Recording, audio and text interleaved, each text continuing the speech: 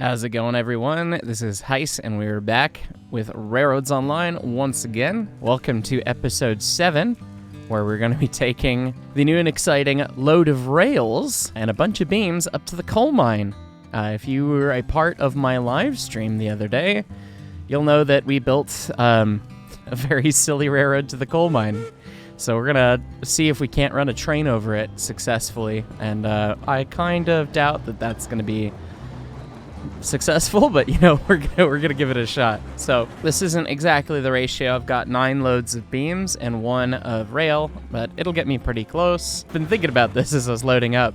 The way that I set this up, I didn't really set up to smoothly leave out the south end of the yard, which is maybe something that I need to work on, because the yard lead doesn't tie back into the track over here, which maybe that would be nice if it did.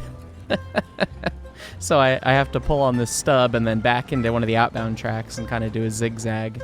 And I found earlier, when I was pulling through, that this yard lead is pretty much a class 70 plus 10 cars long. So we gotta go right up to end of track. Oh, maybe not that close. Okay, beautiful.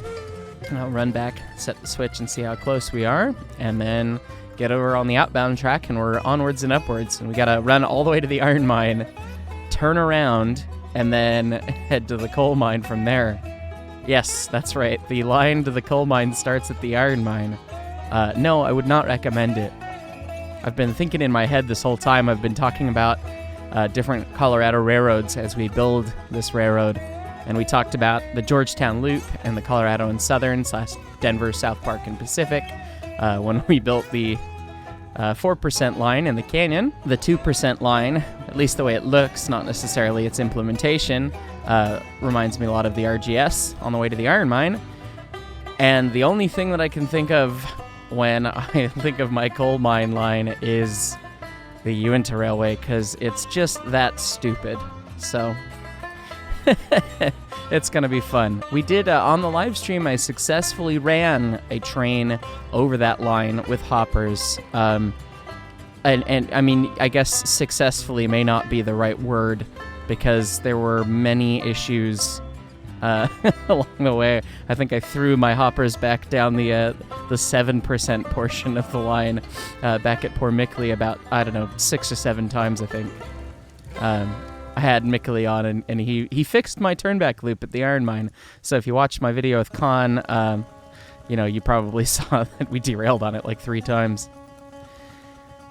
Yeah, I forgot about that. Don't let Australians play on your server, because they put your caboose on top of a smokestack. I'm not 100% certain how he got it up there, actually. I think he built track off of it somehow, and then re-railed it and then delete the track. Either way, it's hilarious, and there it shall remain. But, minus points because the smoke is not on the smokestack end of the caboose. Brilliant. Just gotta love it. All right, so we are lined out of the smelter. Let's go. And we're running the Wrath of Khan, number 3, our class 70. And we're gonna go pick up some coal, hopefully. Dump these off, get some coal made, and take the loads back down. I do have hoppers parked there already from the live stream. We haven't taken any loads to the coal mine yet to actually make the to make coal happen.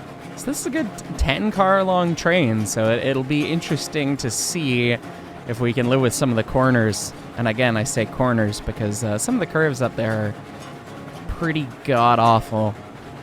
I was talking about it in the live stream as well. And we're coming up to the famous, it's not that bad, curve, which during my episode I laid the grade, and I was like, yeah, that's not too bad, okay, yeah, we can lay track around this, which is this curve up here. And I think it's got a radius of something like 33 meters, so vaguely 100 feet. I mean, so this is in real life, it's a 50 or 60 degree curve or something, which is pretty gross. I mean, and it looks pretty hideous. I mean, the car corners are almost touching, but hey, we can run through it at a pretty good clip, right? But I laid that, and I said it didn't look too bad because my frame of reference for curves on the narrow gauge gets all out of whack unless I go back to Colorado and see the track again in person. These days, I either deal with commuter rail, that's trying to run 79 miles an hour, or I'm dealing with light rail, where, it's like streetcars, basically. And we have either really, really broad curves in the case of the commuter rail, or really, really sharp curves for standard gauge in the case of the light rail. And so seeing the rails narrower together, I mean, it's like, it just throws me for a loop, and I'm just like, yeah, no, I mean, it looks like a curve, and it's narrow gauge, so it's going to be a sharp curve, because that's what it is, right? So, yeah, well, that looks fine. And then it ends up being like 33 meters or whatever it is. So, a little silly, but hey, it works, and we can make it up the railroad, so we'll send it, I suppose. I think one of these days I'll try and build like an actual nice chunk of railroad, but today is not that day. Probably not tomorrow or next week even. But, goodness, this is a pretty chunk of railroad right here. This really is. I love this bit of this game. That makes me want to hop out of the UI and just get the right view. This is the real view you get. Although hopefully you're not running this fast around these curves like that, because this would be scary going this fast with that view. I've yet to clean up my dirt piles and also my trestle. But if I delete the groundwork, then the trestle will just be floating, and I don't want to do that, but I also don't want to spend the time to fix the bridge to make it pretty, so we'll come back and get there. Oh, also, talking of track, just recently on a Twitch live stream, I got together with some of the members from our Discord who've been particularly naggy about my tracks. And I invited them on to the save, and they came along, and we had a good bit of fun, and they fixed a bunch of my track, actually. So we were theoretically running pretty smooth. We had Clown fixed some of the line up from the sawmill, the 4% line, those early curves that were giving me trouble. And I mean, it's like beautifully smooth curvature now. I mean, he really, really knows what he's doing. And then I think it was Pharma that fixed a bunch of the curves on this chunk of this line. He ran down from the iron mine in the Pootis at full throttle, and wherever it derailed, he fixed. So we should be theoretically pretty good for like full speed. So I do have some exciting news to share with you guys. I've been working with QMA and talking with QMA on a bunch of stuff with where the game's headed, and he's getting close to being able to push out a new beta branch where we can test a really, really new and exciting thing, which is an overhauled physics and spline system for the game. So if you haven't seen, he posted a message in the Discord. So if you're on the official Discord, again, the link is always in the description in these videos. You can catch these updates in real time in the Game Updates channel, but we're going to be changing the way that splines are laid, and we're also going to be changing the way that the trains interact with the splines, which means that you're going to be able to have longer trains running faster. We're going to remove the speed cap. Locomotives will be able to go as fast as they should or really could. The jittery cars should go away, and you should be able to have an easier time laying track. And hopefully this will all also net result in better performance for client and the server side as well. And it's really, really exciting. I mean, I think QMA sent us a little test spline to show us what the new splines look like, and it's a combo groundwork and track spline, so you lay it in one go, that you can lay up to 500 meters in length. So, I mean, that's 50 times longer than what you have right now. I mean, and long enough that, at least on my railroad, I would never have a spline that long, because I would have, too many stupid little curves like this on it, so... Anyways, speaking of stupid little curves and splines, this is one where we always have an issue, and I think Pharma fixed it. So I think I'm just going to leave the throttle wide open and pray. It looks pretty good. It's a little sharp, but beautiful. Look at that. All right. And we come to the turnback loop. I'm really excited for that new spline system, because, I mean, it'll really, it's going to kind of bring in a new era for the game. And it's going to make it so that some of the locomotive choices are more important. Because right now it's like you just buy the Class 70 or the Climax. Like if you want slower but you want more power, you buy a Climax. But if you want all the power, all the speed, you get the Class 70 because it's the same speed as the Eureka or the Mogul or whatever. But now the Eureka is going to be able to go fast. So the Eureka is really going to be the king of the flats. So it's going to give you a good reason to buy, multiple locomotives and have multiple different locomotives for multiple different reasons. Whereas right now, really the only determining factor is how much power they have. So it's actually going to be really exciting. And the big question mark is, when are we going to see that? And hopefully this week. I don't know. We don't know if it's going to be this week. We still have more testing to go before we can even begin to push it out there. But yeah, hopefully this week. If not this week, perhaps next week. But coming soon. So I'm really genuinely excited for that. It should really be a big change. So this 2% line is ridiculously long. And you can start to see the the coal mine line up ahead of us here. It crests over the mountains, like directly ahead of us. Yeah, pretty much right over there. So it's a little silly, but I had fun with it. So, and I'm planning on doing some more of those live streams. That was a ton of fun. Probably not quite as long. I think we played for like 5 hours or something, which is a bit long for me, I think. But I do want to do more. So if you guys want to catch me live, or if you're interested in that, leave a comment and let me know. I really try to incorporate your guys' feedback into what I do, because I want to.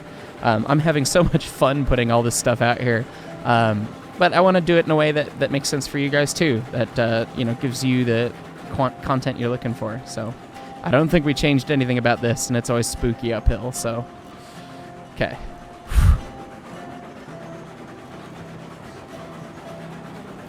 I think we changed this curve. No, this is still mine, because it's not smooth. And there's the coal mine line. That's 7% grade through there. We kind of got... I was trying to do about a 4% the whole way. And we got close, and I was like, you know what, I'm just going to try 7% and see what happens. And I think I literally am going to have to triple the hill with the amount of cars I have. And it looks like we are lined in. Okay. Although we're lined into the siding. So we will pull up and stop short of the switch, get the switch lined, and then we'll run around the very pretty improved reverse loop, thanks to Mickley. So the 7% section's really short, but it's also got some horrendous curves. So I don't know if the option is to just send it as hard as I can and see if I can make it, or if I should just start by doubling and see what we can do. Because I think I literally would have to take 3 chunks of train. I think I can only do like 4 beam cars, and obviously have 9. So add the rail car in there, it's just not going to work. Look at how pretty this turnback curve is now. It's about as big as it possibly could be. It's beautiful. And the way that he did the groundworks like that with the stone wall, I think it's really pretty. I'm really pleased with that. Nicest bit of track on the entire railroad, and I had nothing to do with it. So... Alright, I'm going to let this coast, and I'm going to grab this. Okay, no, it's coasting too fast. I'm going to slam on the brakes and do a little hop. It's fine. It's fine. It's fine. This is now when we throw the train down the mountain. Close. Alright. We're going to line the switches. I'm gonna save, and then we're gonna go for it here. Okay, I did a quick consultation of the spreadsheet, and it actually says that I should be good to pull 4 cars without stopping on 7% with the rails and 3 beams. So I think we'll do it half and half then. So we'll take 1 car more than we're supposed to be able to do, and that way we will accomplish what I was just talking about, hopefully. So we'll tie down a brake on this car and pull the pins, and let's do it. The other forwards. Come on.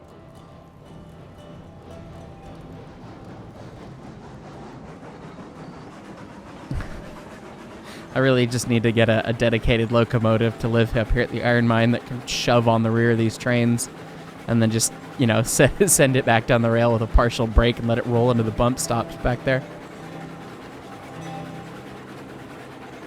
All right, so we're over tonnage by like 18%, I think now.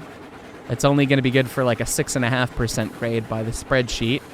And this is 7 all the way. And there's actually there's a section of 9%, I think, where I had to fix a curve. Just a one little piece. So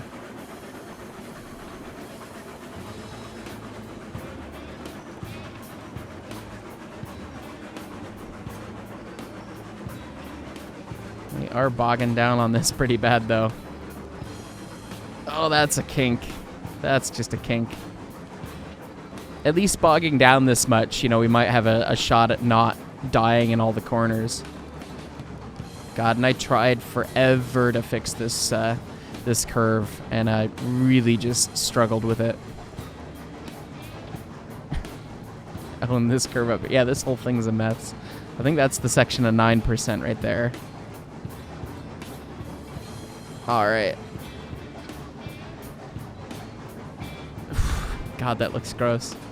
All right, the gamble paid off, though. Here we are. We're at the passing track at the summit of Moron's Castle here. Well, not the summit, but the end of the steep bit.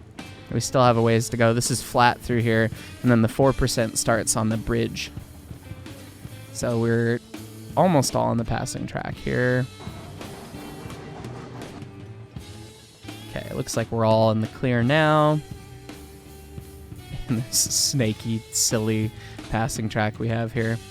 We'll tie down the rails and then cut off, go grab the other cars. Let's see about that.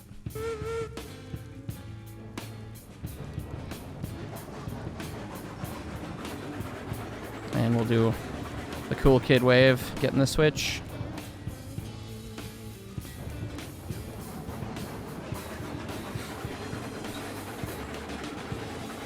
Actually, I haven't run anything through this passing track. I don't know if we clear. Might not back here. Oh Lord, that is hideous. That curve out the back of the switch. This is where a shorter switch would really have done quite nice, or even a curved switch. But I don't know. We'll see. Hopefully, with the new spline system, we can get some good options for switches cooking next. The dream is to be able to do it procedurally, you know, just using splines, but that's so complicated. I don't know if we'll be able to get there or not. Okay. Let's try not to bin it down the hill with just the engine. I guess it's only 2 things to re-rail if we do bin it, but that's a little fast. It's a lot of fast.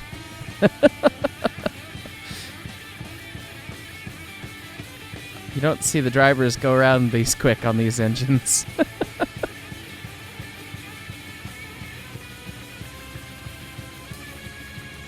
Getting a little spicy through there.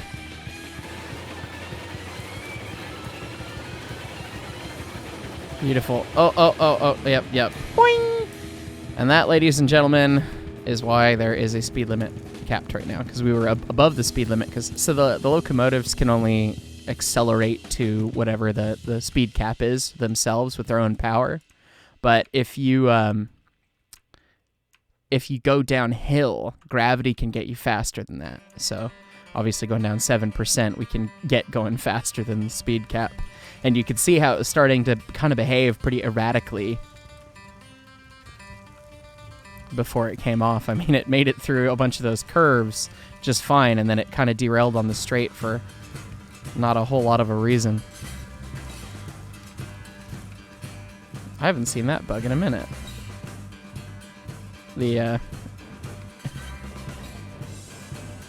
Oh, did I just crash my... Oh my god! That's never happened to me before! It's happened! Ah! Okay. Now that the crash is sorted and I've rerun the first half up the hill all over again,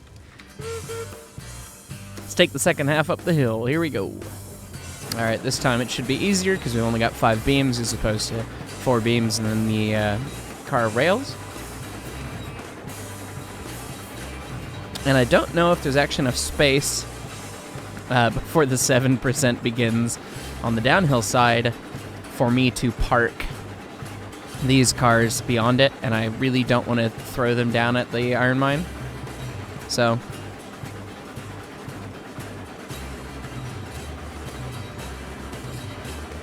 you know, this line is a little silly, but it is kind of pretty too. Save that floating bridge that needs to be adjusted, but and I should probably put bridge decking on that. I got to this corner and I was like, I'm not gonna bother doing the transition to bridge decking and back. Although Clown was showing me a brilliant way to do that actually and make it smooth. So I don't know, maybe I'm just gonna have to up my game a little bit as far as track lane goes. Oh, you know, we might have enough time before the switch because this is the. Oh, it's gonna be close. The top of the grade's right here, dunk, as you can see, because it's not even a smooth transition. It just changes like right there. And if I pull all the way up to the switch with my trailing car right at the switch stand, that should do it. Oh wow, it's actually all on the level. except for this truck. That's funny. Okay, we'll tie it down here, and I'm going to tie a couple of brakes. And we can actually do exactly 40% this time. So we'll do that, and then we'll run around it. Oh, one thing that's funny while we're thinking about switch stands is that this is a harp-style switch stand. These were common for stub switches, and I think this model particularly is for the DSP&P, the Denver, South Park, and Pacific Railroad. And that's actually the wrong kind of switch stand for this kind of switch. It's nice and easy to see the indication with the big target like that, but the way that this switch stand works is you pull the little key out, you throw the switch, and then you put the key back in to lock it. But it was for stub switches because this mechanism doesn't put any tension on the points, and you really need to compress the points into the stock rails to actually make sure you get a good closure on the switch for safety reasons, you know, so that you don't have the points sticking out in the middle of nowhere. So it's actually the wrong switch stand for this kind of switch, but hopefully we'll get that figured out down the road a little bit here. And then it's not too much further from here to the summit. I'm gonna have to come up with a good name for this ridiculous pass. I think that the 7% is justified in its name of Moron's Castle, after Moro's Castle on the Uinta. I don't know what the whole chunk of the alignment would be called. And I literally sat there and was talking. Oh, that was a bit of a rough joint. That's fine. I sat there and talked about the switch stand and then didn't throw the switch. Oh, and I left the throttle on. No. Nope.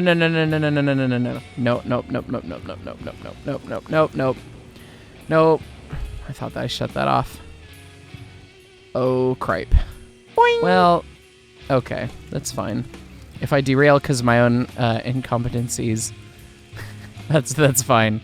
If I derail because of track, not so much. Oh, lordy. Yeah, okay, well, so we derailed on the frog. That's okay. Yeah, you know what? We're going to pull ahead and see what happens. And maybe it'll jump back on.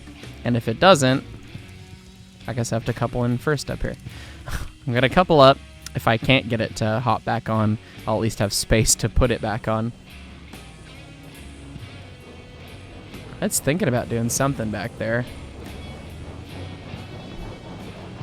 It's doing a lot of something back there, actually.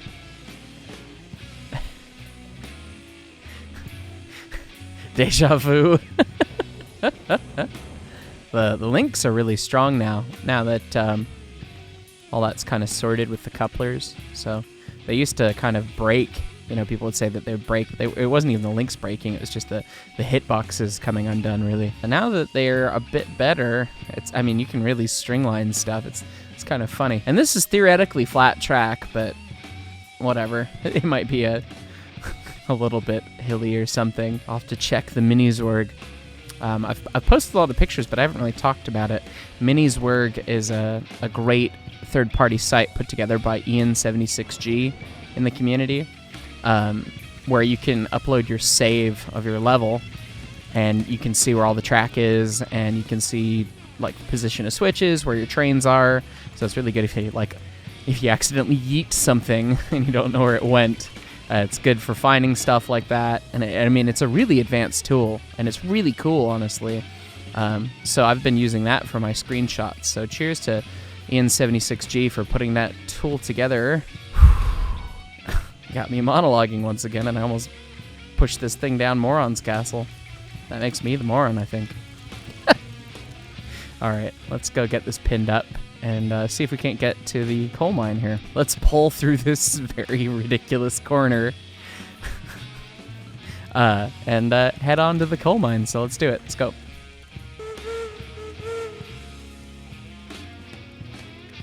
Oh, probably shouldn't have sent it all the way to 100 right there, but that's okay. We'll get more of the train through this passing siding, and we will very gingerly go around this trestle. This trestle of many trestles.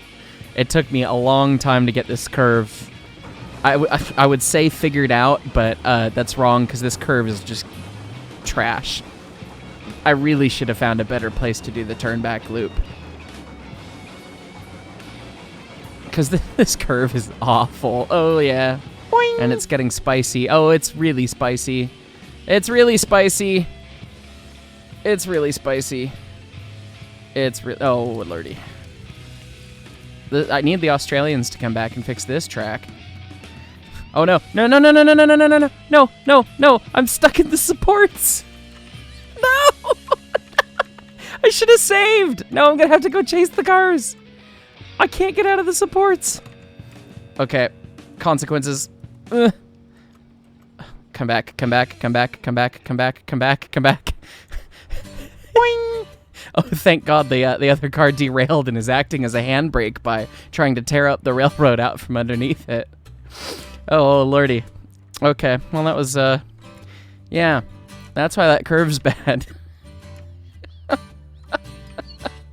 Oh, lordy. Oh. I spent all that time on the groundworks, and I did not spend enough time on the track. I mean, look at this. It's just wavering all over the place. No wonder the cars are trying to derail. And I really should stop jumping. Because I'm going to fall down into the pit again. The pit of doom. And I deleted the bridge that I was stuck in, and you'll note that the track is still on the bridge, because it's just bridges. It's just bridges upon bridges in there. Yeah, I really need to do this differently again somewhere else, probably. Ugh. Not our finest moment. I really needed to just continue the arc of the bridge, I think. I was trying not to make a stupid turnback bridge. I don't know, I always think it looks a little silly. Oh, Lord, come on. Don't do it. Sneak through there. Walking speed. But you can see I kind of ran out of space down there. Bunk. All right. We'll kick the brake off so that we roll into the train. All right. Well, I think all the handbrakes are off, so let's try and get this going again. It may be an exercise in futility to run a train this long and this heavy around this curve, but, you know, we'll see what it does. Just take it at crawling speed. Boing! Okay. What did I say about an exercise in futility? Come on. Apparently it's not uncoupled from me yet, so we'll just baby step it through. It's hard to see what happened there. I think the corners must have touched and it must have put itself on the ground that way. MOW is gonna hate me dragging wheels through their bridge ties. They're gonna have to replace the whole bridge deck. But MOW is also me, and that's not simulated, so it's alright. Look at that! See, no, it buffed. It buffed. Just like we planned. Oh, no, but we're going a little quick now. Just nice and easy. Firmly grasp it. Easy, gentle. Yeah, this is not the sharpest loop that I have anywhere, but this piece of it is just the worst. Boing! Okay, let's see about fixing this mess. It looks like these cars rolled back some and re-railed themselves, so it should just be as easy as getting a Lincoln pin in this, backing up and grabbing them, and then once again attempting to sneak through this stupid curve. I'm gonna have to rebuild this before I run back the other way. Oh, lordy. Okay. Put this thing in the dirt more times than Leighton's put Pee-wee in the dirt. Oops.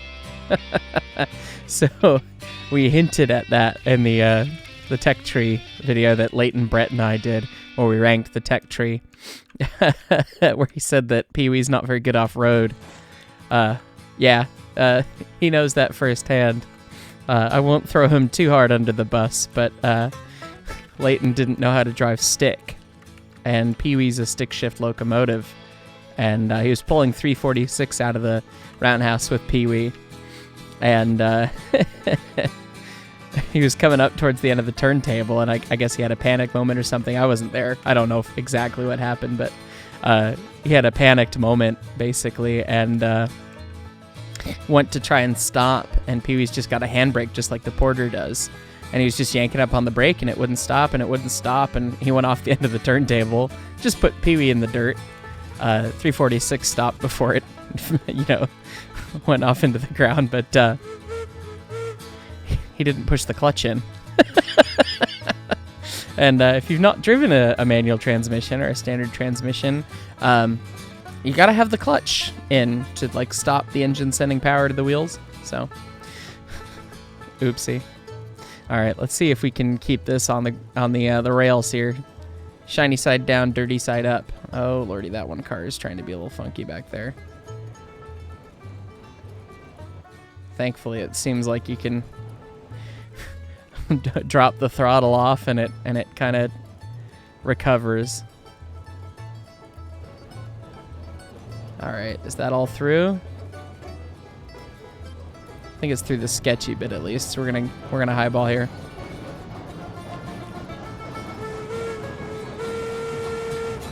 All right, onward to the summit. Let's see if we can make it. Another story that I hinted at earlier in the episode with Khan was talking about 491's adventure that she went on that she wasn't supposed to. So 491's a K37 class locomotive. And I don't remember, it might have been running a passenger train for some reason, or it was pulling some important freight train, I don't remember, but it had just come off a Cumbres Pass and was heading to Antonito, Colorado. And at the time, back in the day, there was a junction at Antonito where you could go down the Chile Line branch down to New Mexico, or you could carry on going the direction you were going. And I might have some of these locations wrong. So you real historians of the Rio Grande can correct me if I'm messing something up. But she gets to the junction for the Chile Line, and the engineer was drunk, the fireman was drunk, the brakeman was drunk, the switchman at Antonito and the station master at Antonito were drunk. And rather than send the train on where it was supposed to go, they sent it down the Chile Line, which had a maximum capacity. I don't remember if it was due to a bridge or curvature or clearance, but the maximum capacity was basically a K28. You couldn't have anything bigger or heavier. So K37's out of the question. And there goes Peaches off on an adventure all by herself down the, running down the railroad. And finally, she gets to the first station on the Chile Line. The station master there, we always just imagine it's like some dude sitting, station attendant sitting at the window. Here's a train coming, and he's like, well, that's weird. I didn't think we had anything coming our way. And then he sees the number 491 go past, and he does a spit take of his coffee and runs out to go get him. So, I mean, they made it however far it was, 10 miles or something down this subdivision that the locomotive was entirely too big to operate on, and then they had to send it back, and pretty much everyone ended up with a couple days off for that one. But yeah, they used to railroad a little differently back in the day. A lot of the things that I've heard about design of liquor bottles actually was related to the railroad. where a lot of train crew would keep their timetable, which is a big, tall, skinny document. They'd keep it in their front overall bib pocket. And so the small-sized liquor bottles of whiskey or whatever that are smaller than a fifth were shaped in that small, skinny style because they could tuck it behind their timetable and their bibs so, you know, no one would see it. Oh, lordy. That's not gone well. I got monologue. I got telling train stories and I wasn't paying attention.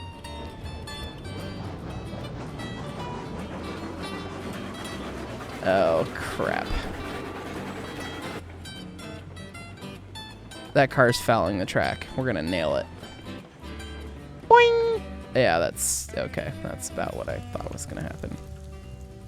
Well, you can see that the inauguration of this coal mine route is not going well. Let me go chase down these cars, and hopefully they don't make it to the turnback trestle. Hopefully they stop somewhere before that, but they're probably gonna make it back there, and I might reload a save. Like, I can't even see where they are.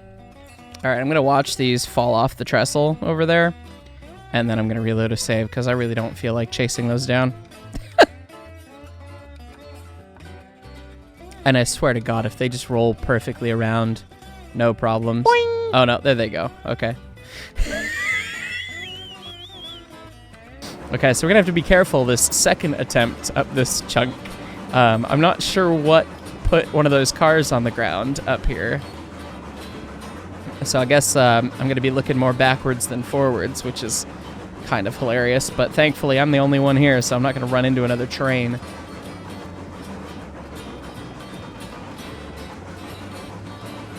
I know we got past... Yeah, we got past the bridge. We got further up here.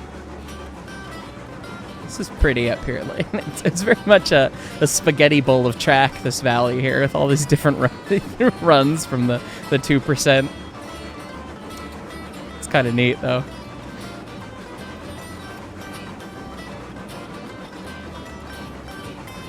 And most of this actually isn't so bad. Like, this is actually not too bad through here. But yeah, that turnback loop wins. That takes the cake for really garbage track.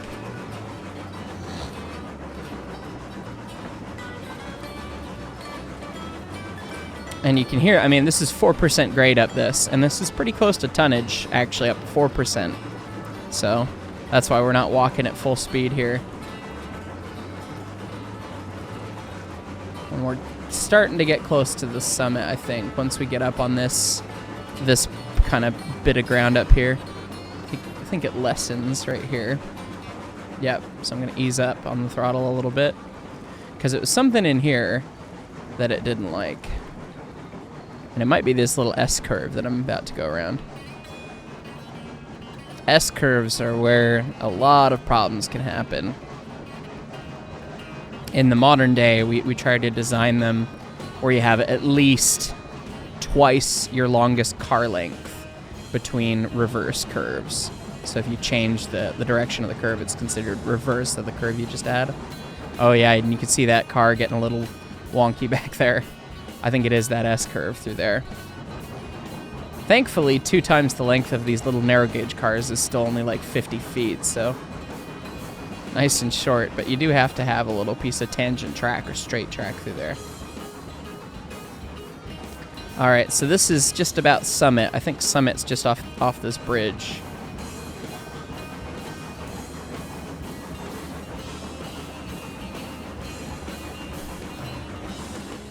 And I know it's good for me, so I am going to save on the fly here.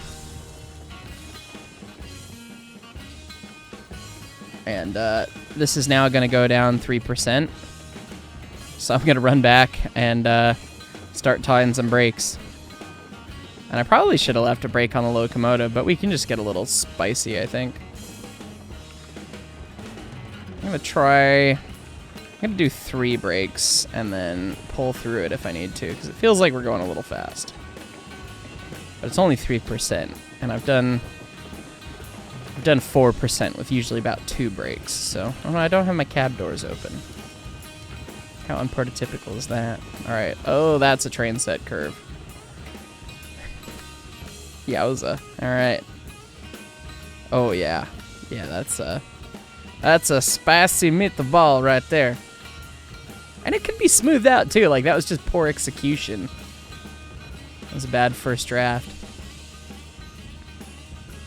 Thankfully, at least, if I do put something on the ground, it'll roll back towards me now that we're on the downhill instead of running away from me hopelessly forever. And then we've got the silly turn-back trestle.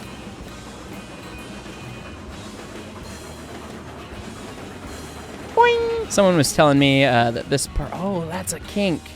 Lordy. Oh, pfft. Well, see, that's the fun about braking from the rear with having bad track, is that the rear of the train stops, but you just go flying down the railroad. What's the title of this episode? Guy who is supposed to know how this game works real good doesn't. How about that? Or how many times can one developer derail or break one train? It didn't even go on the ground. Oh. Run back over here. Jump up the thing. Play in the platformer. There we go. Flat car. Boom. All right. I think I put a Lincoln pin on the front end of the train. Kick the brake off. Let that do that.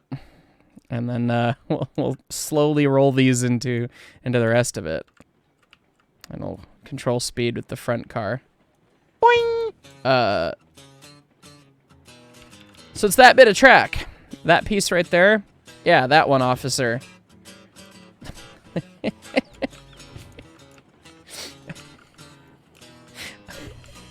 Lordy. Okay, well, we'll just leave that one brake on then.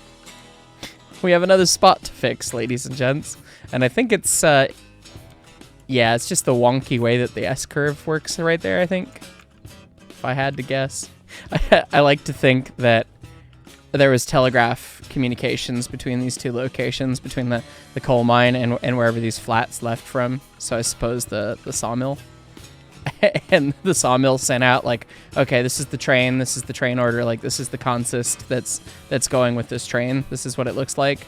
And then it shows up inexplicably in a completely, like, wrong order, like, cars way out of whack. Like, it wasn't supposed to be that car there. Why is that car there? Did they do some switching, like, just to change the order? Why would they waste that time? Oh no, they just put several cars on the ground several times over and re-railed them in different orders. It is the ES&D way. All right, let's go.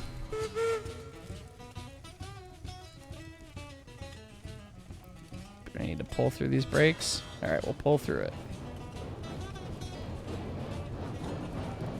And I don't want to go too quick because, again, this little portion of this bridge looks a little spicy.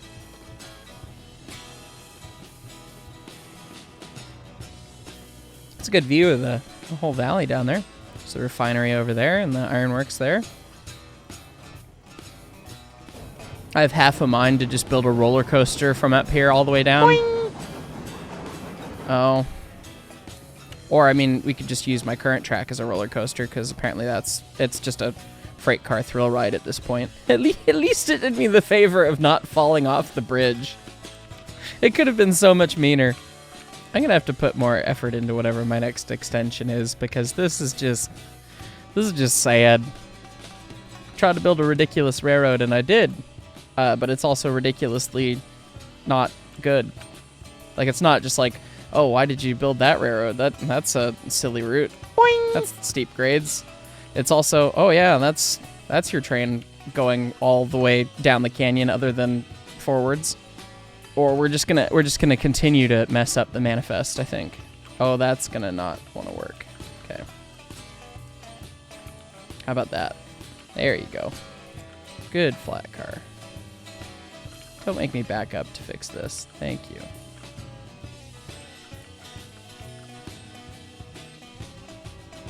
We'll bang into these guys. Hopefully momentum will prevent too many shenanigans from happening. Boing! Oh, or not. How about you stop and let me re-rail him now? That's a neat trick. It almost came back on all the way. We'll pull out of the way, And either we're going to give ourselves some space to re-rail, or we're going to magically pull the flat car back on the track. Which does happen. That has happened in real life. Ride on the ties for a little bit, and then it hops back over. All right, so I'm going to kick the brake off that's holding these guys. And what do you do when you roll? That's right. That's a good flat car. I've trained them. Oh, I've already got a linking pin on this one. And we'll slam on the brakes now. Dunk. All right, do one of them. Okay, tire brake. Tire brake. Tire brake. I think we actually have 10 cars, and they're all knuckled into each other at this point. So I think we're going to attempt to drive to the coal mine now. Does that sound like a good idea? And I say attempt because I don't know if we will. Here we are. Okay, look at that. All the wheels rolling.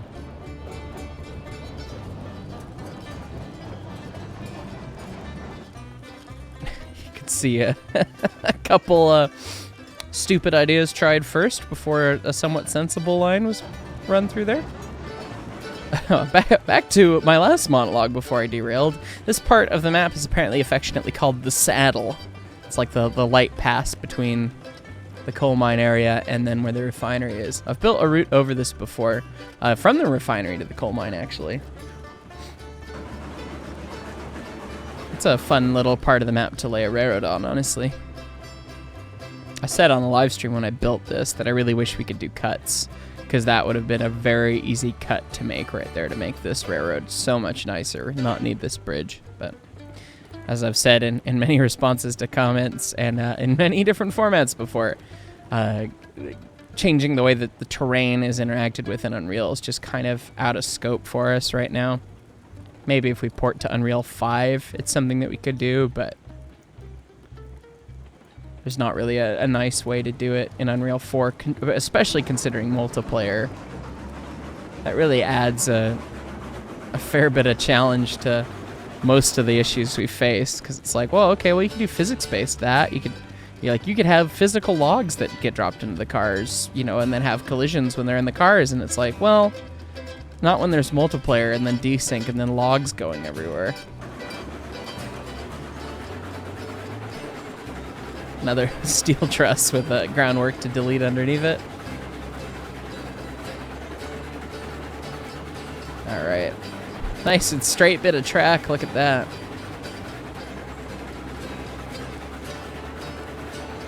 And we're getting really close to the coal mine now. I think we actually start to go back uphill a little bit up here too.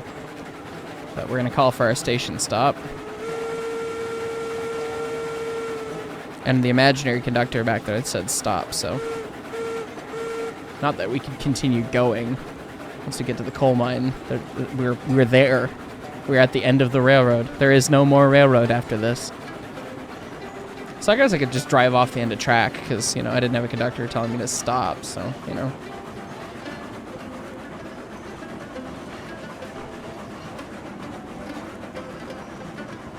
Alright, and we are lined into the unloading track, not the passing track. I'm gonna have to cut more trees down up here, and I'm also gonna have to put a Y in. Or a turntable or something. Or I'll just run with the train on the front. Okay. We've made it. We're here.